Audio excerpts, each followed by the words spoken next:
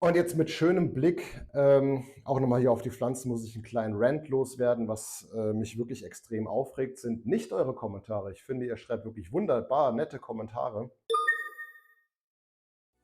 Hallo da draußen, ihr moosartigen Menschen. Herzlich willkommen bei Moosartig.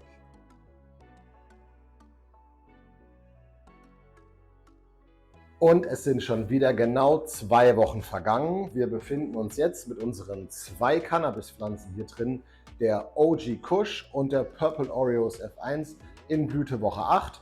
Und laut Herstellerangaben sollen die Pflanzen so ab der 9. Woche ungefähr erntebereit sein. Wir gucken uns natürlich die Keulen da drin an und gucken uns auch mal die Trichomköpfchen an. Vielleicht muss die eine von den beiden ja auch schon geerntet werden. Ich mache das ja nicht anhand dieser Fäden fest, sondern wir gucken uns die Trichomköpfchen an. Sind die so leicht bernsteinfarben schon verfärbt? Sind sie milchig oder sind sie noch klar? Gucken wir uns zusammen hier mit dieser Juwelierslupe mal an und mal mit dieser Handyaufsatzleuchte, mit dieser Verstärkerung.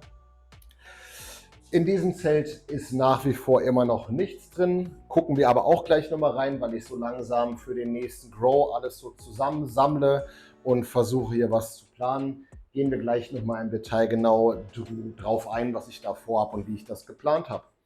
Ja, ansonsten, wie sieht es hier momentan aus? Wie sind so die Grow-Bedingungen? Vor 2 Wochen war noch eine Bullenhitze mit 34 Grad.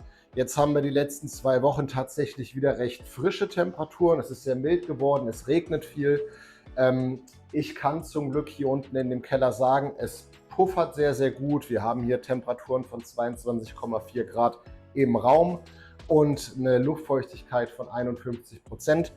Das Ganze ist dem Kollegen hier unten geschuldet, dem Raumluftentfeuchter. Und nochmal Props raus an den Kollegen, ich blende es eben hier ein, der mich darauf aufmerksam gemacht hat, dass diese Luftentfeuchter hier hinten einen kleinen Schlauch haben, bei dem man das Kondenswasser nämlich auch abfangen kann. Das ist wirklich ein Gamechanger, weil ich jetzt nicht jeden Tag irgendwie versuchen muss, hier die Schale da rauszunehmen und das Zeug auszukippen, sondern ich lasse das alles in den 20 Liter Eimer reinlaufen und muss das alle paar Tage mal entleeren. Also seitdem läuft das hier auch wirklich ununterbrochen. Ich halte es wirklich sehr, sehr niedrig. Auch im Zelt sind die Luftfeuchtigkeit, gucken wir uns gleich an, immer schön unter 60%. Das ist mir jetzt persönlich auch ganz wichtig. Deswegen lasse ich dieses Ding hier auch komplett durchlaufen. Seitdem wir unsere PV-Anlage auf dem Dach haben, mache ich mir jetzt auch nicht mehr so einen Stress, was die Stromkosten angeht. Denn gerade, es will ja niemand unseren PV-Strom haben, also verbrauche ich den lieber hier direkt im Haus. Heißt also, das läuft hier durch. Und hier unten habe ich auf jeden Fall auch nochmal angesetzt einen frischen Komposttee. Den bekommen jetzt die beiden Ladies hier, die in der Living Soil von Couple of Plants stehen, ein letztes Mal. Und ab dem Moment wird nur noch mit Wasser gegossen, bis es dann soweit ist mit der Ernte. Also würde ich sagen, wir öffnen mal unser Mars Hydro Zelt und gucken uns die Damen mal an. Komm mit. So, meine lieben Freunde, und für euch habe ich jetzt extra mal alle Lüfter hier ausgemacht. Heißt also meine 2 Ventilatoren, die im Zelt drin sind, den Inline-Vent und den Luftentfeuchter habe ich jetzt mal ausgemacht, damit ich euch einfach mal in aller Ruhe hier das erzählen kann, wie es den Pflanzen geht. Nochmal zum Setup, was ich hier drin habe. Ja, ich habe hier von AC Infinity die Selbstbewässerungsstation. Zeige ich euch auch gleich nochmal ohne die Töpfe drauf in dem anderen Zelt, weil da habe ich mir jetzt die größere Variante hiervon geholt. Kann ich wirklich super empfehlen, auch mit diesen Stofftöpfen drauf und mit Living Soil.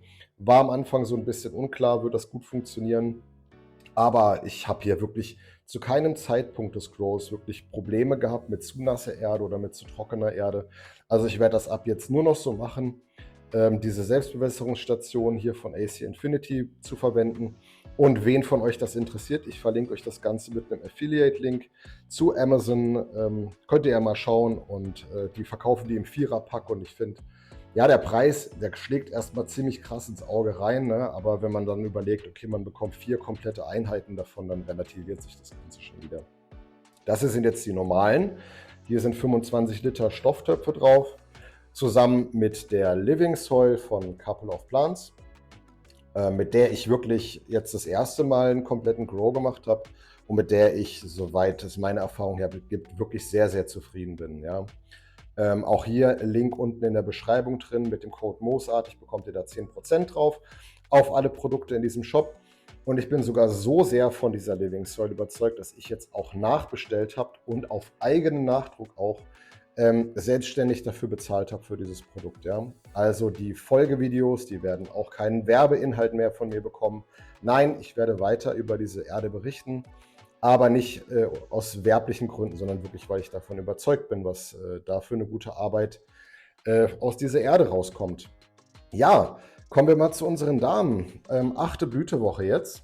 Ja, nee, bevor wir zu den Damen kommen, wollte ich nochmal sagen, auch nochmal Props an die Kollegen. Also ich berücksichtige wirklich alle Kommentare aus der Community, so gut es eben geht, die mich darauf hingewiesen haben, hier jetzt kein Blattmaterial auf der Erde liegen zu lassen, weil es hier, ich habe so ein bisschen Fokusprobleme gerade, dass das zu Schwarzschimmel neigen könnte, ja, und dieser Schimmel dann sich natürlich auf die Buds übertragen würde. Habt ihr recht, habe ich jetzt gerade in der kritischen Phase nochmal drüber nachgedacht. Ich habe alles an Blattmaterial abgesammelt, aber nicht weggeschmissen, sondern das liegt jetzt hier zum Trocknen. Und das werde ich dann später irgendwann nochmal schön klein zermahlen, wenn ich die Erde neu ansetze und neu aufbereite für die nächsten Grows, werde ich das dann in die Erde mit einarbeiten, damit die Erde wieder das, was letztendlich die Pflanzen aus der Erde rausgezogen haben, wieder für die nächsten Pflanzen zur Verfügung steht als Energie. So, meine lieben Freunde, jetzt muss ich hier auf meinen kleinen süßen Hocker drauf, ne? Weil ich war ja so clever, ich habe die Teile ja hochgestellt, damit ich mich nicht bücken muss, und jetzt bin ich selber dran schuld an dieser ganzen Misere, dass wenn ich mir die Pflanzen mal von oben angucken will, dass ich da halt eben drauf muss. Sag mal, was ist denn das mit dem Fokus hier? Ich muss das mal eben umstellen. Ja, jetzt habe ich es herausgefunden, woran es lag. Ich war nicht auf normalem Videomodus bei meiner iPhone-Kamera, sondern ich war auf dem Kino-Mode. Aber ich denke mal, die wenigsten von euch werden meine Videos im Kino angucken. Also zurück zum normalen Videomodus. Ich hoffe, jetzt ist es ein bisschen besser.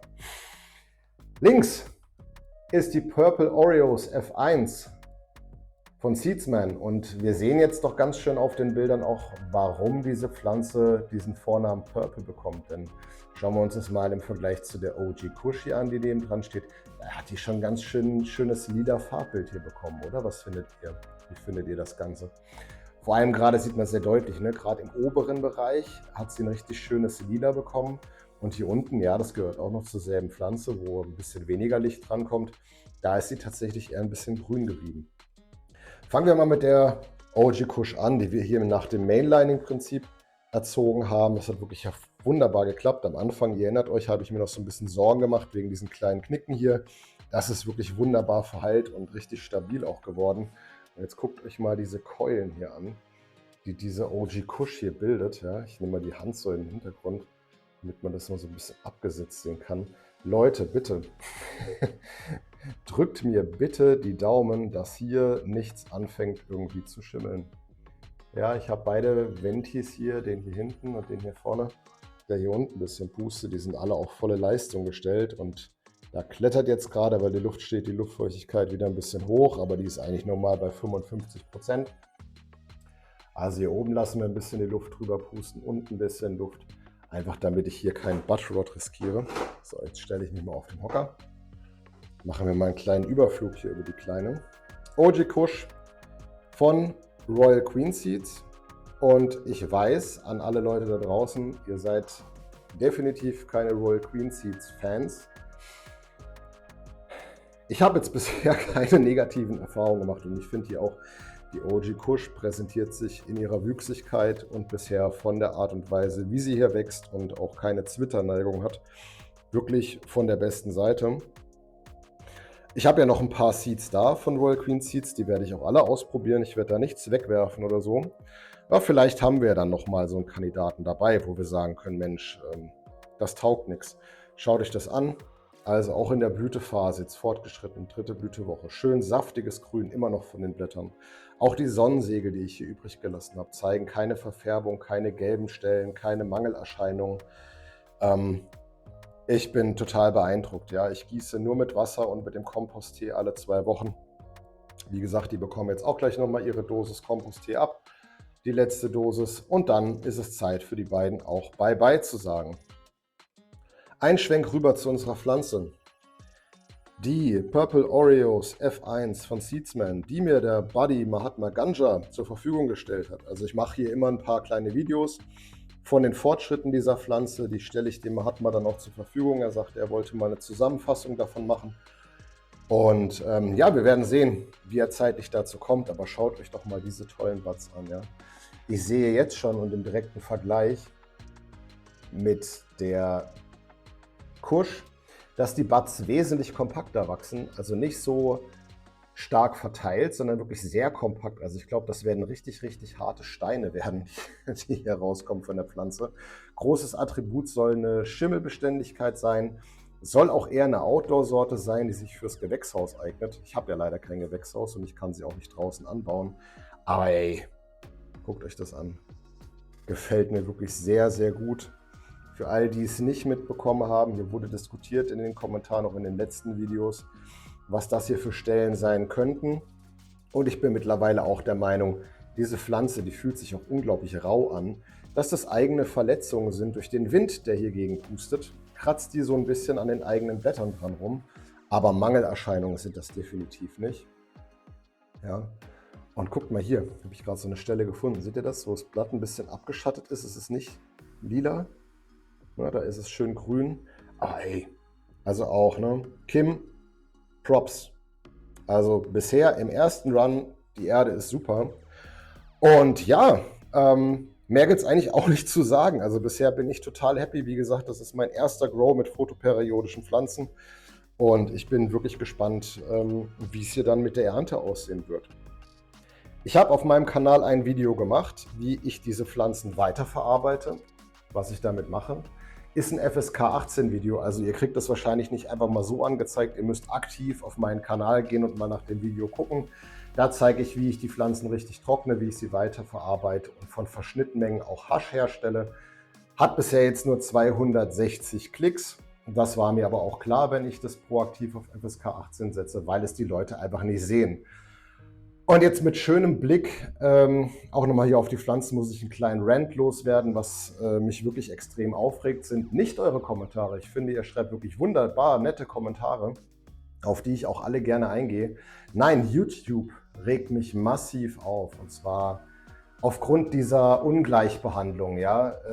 Es gibt einfach Leute, die machen so einen Content wie ich, die dürfen ihren Kanal monetarisieren, ich darf es nicht. YouTube findet, ich verstoße gegen die Community Guidelines, weil ich hier die Herstellung und Produktion von Rauschgift zeigen würde. Gleichzeitig bekomme ich aber, egal was für ein Video ich anklicke, irgendwelche Werbung angezeigt über eine Biermarke, über irgendeine andere Alkoholsorte. Und dann bekomme ich noch irgendwelche Kinder angezeigt, die mir sagen wollen, in was ich investieren soll, oder irgendwelche KI-Fake-Videos, die mir sagen wollen, in was ich investieren soll. Also ganz ehrlich, das ist so absolut doppelmoralisch, das macht echt überhaupt keinen Bock. Also, ja, ihr merkt's, ich habe es mittlerweile auch so ein bisschen aufgegeben, versucht hier mithilfe meines kleinen, mickrigen YouTube-Kanals irgendwas zu monetarisieren oder irgendwo Geld damit zu machen. Wenn ein kleines bisschen was hängen bleibt durch die Affiliate-Links, bin ich ganz happy, und vor allem, wenn ihr euch da draußen unterhalten fühlt, dann freut es mich doppelt. Noch mehr würde es mich freuen, wenn ich einfach ein paar mehr Abonnenten dazu bekomme, weil ich sehe ja, wie viele Leute diese Videos gucken. Und wenn es dem einen oder anderen da draußen gefallen hat, würde es mich doch auch riesig freuen, einfach wenn ich das in Form von Abos sehen würde, dass euch das Spaß macht, was ich hier mache. Ja? Weil, wie gesagt, es bleibt nichts hängen.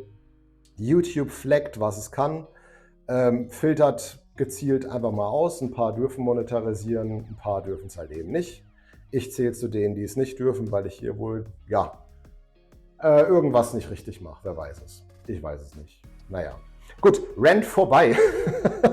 Wir wollen uns ja den positiven Sachen widmen. Und jetzt gucken wir eben mal, dann will ich einen kleinen Ausblick in die Zukunft mal geben. So, schaut mal nämlich hier. In unserem leeren Zelt habe ich jetzt, das wird hier übrigens bald zum Trocknen von einer Pflanze verwendet, aber ich habe schon mal aufgebaut. Das hier ist die XXL Selbstbewässerungsstation von AC Infinity. Habe ich mir jetzt, wie gesagt, gekauft. Links findet ihr unten. Hier kann man Wasser reinfüllen. Ich meine, es müssten etwas mehr als 3 Liter sein. Über diese Dochtschnüre wird dann das Wasser nach oben gezogen. Und hier habe ich so einen schönen großen 45 bis 50 Liter Stofftopf. So. Den stelle ich dann da drauf, gefüllt, einmal mit der Erde, die ich bestellt habe jetzt bei Couple of Plants.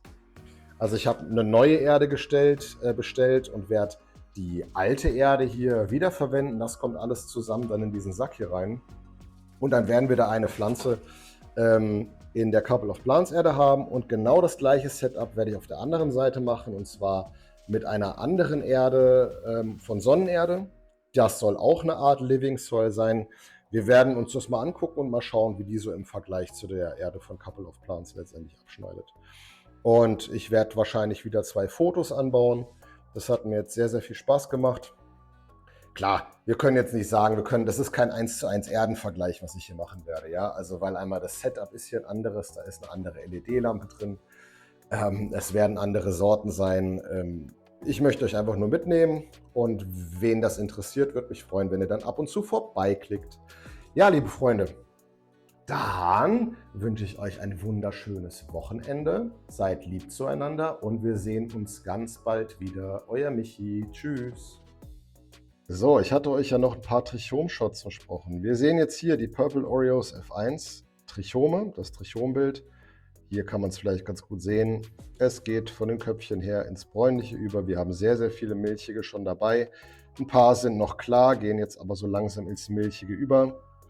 Blütewoche 9 wäre nächste Woche erreicht und nach Herstellerangabe kann man auch ab Blütewoche 9 ernten.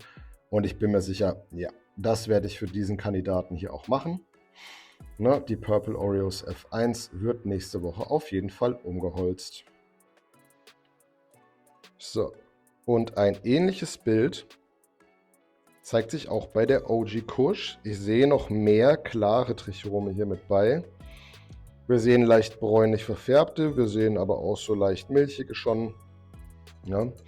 Also auch für diese kleine Mauspflanze wird es jetzt in die Endphase gehen und ich denke mal auch nächste Woche, nach Woche 9, werden wir diese hier genauso wie die Purple Oreos F1 abholzen und zum Trocknen aufhängen.